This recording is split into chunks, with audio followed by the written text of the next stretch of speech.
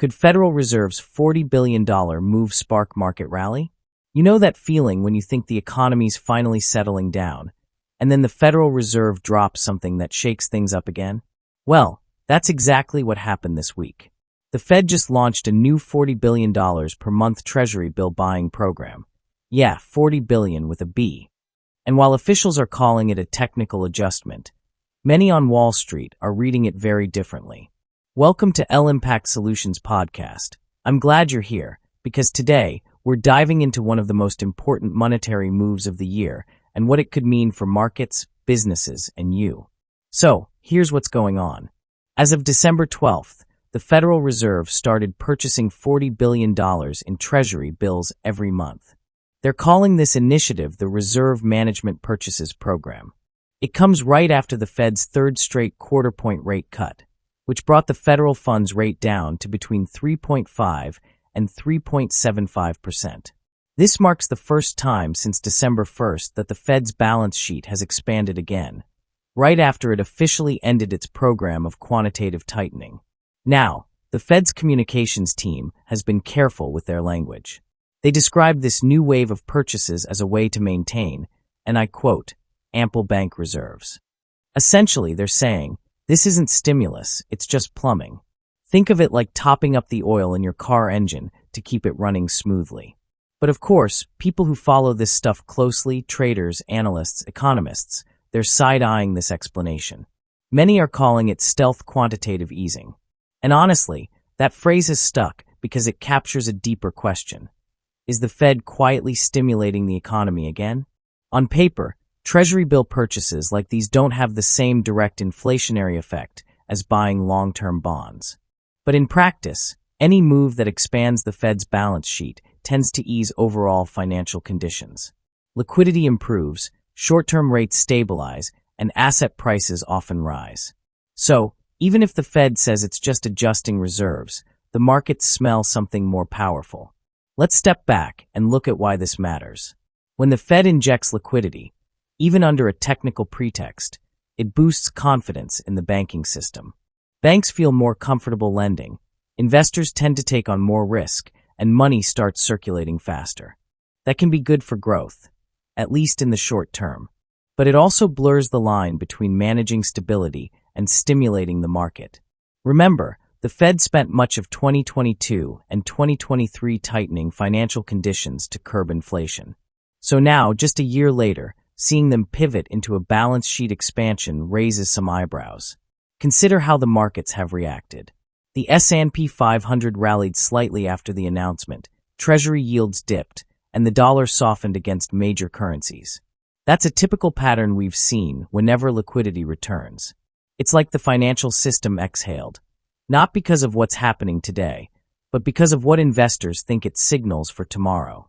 If the Fed's quietly providing support again, that could set the stage for renewed risk appetite in 2026. But let's dig deeper into the mechanics for a second.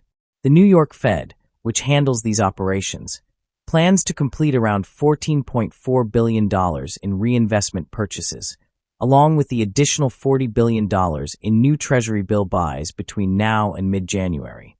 That means the Fed's balance sheet is growing again, even if modestly. Technically, these short-term bills mature quickly, giving the Fed flexibility to unwind them fast. But the optics are undeniable. It's expansionary in nature. Why might they be doing this now? My guess is it's about smoothing the transition from quantitative tightening to a more neutral stance. Bank reserves, which had been shrinking as the Fed reduced its balance sheet, might be getting tight again in the system. If reserves fall too low, short-term funding markets, like we saw in 2019, can get messy fast. So the Fed is stepping in preemptively to avoid that kind of disruption. Think of it as adding water to a drying pond before the fish. In this case, the banks start gasping for air. Still, the timing is fascinating. 3 consecutive rate cuts signal that the Fed's already pivoting toward looser policy. Now add this balance sheet expansion, and it starts to feel more coordinated than incidental. Could this mean the Fed's effectively easing again without formally saying so? That's the trillion-dollar question analysts are debating right now. For businesses, this move could have mixed effects. On one hand, Easier liquidity tends to lower borrowing costs and stabilize credit markets. Good news if you're refinancing or seeking capital. On the other hand, it might reignite inflationary pressures if the liquidity eventually feeds into spending instead of just reserves. And for regular investors, such a shift could push equities and risk assets higher in the near term, but also make them more sensitive to future Fed surprises. We're entering a tricky moment where the Fed is trying to appear cautious but act supportive. The distinction between technical adjustment and stimulus might seem small, but in financial markets, perception is reality. Once investors believe the Fed is back in the business of adding liquidity, markets start to behave as though monetary easing is underway, even if Powell never says the words quantitative easing. So what should we take away from all this? My read is that the Fed's main goal right now is stability, making sure the plumbing works, so credit doesn't freeze up at a time when the economy is delicately balancing growth and inflation.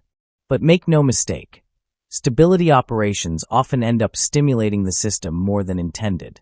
We've seen that pattern before, and it's one reason markets love liquidity stories almost as much as they love rate cuts. It's a subtle but powerful reminder. In central banking, what matters isn't just what they say, it's what they quietly do. And right now, the Fed is quietly adding money back into the system. So, here's my question for you to think about, and I'd love to see your thoughts in the comments. Do you think this $40 billion Treasury buying program is truly just a technical tweak, or is the Fed beginning another round of stealth quantitative easing? Thanks for tuning in to L Impact Solutions podcast. I appreciate you spending your time with me today.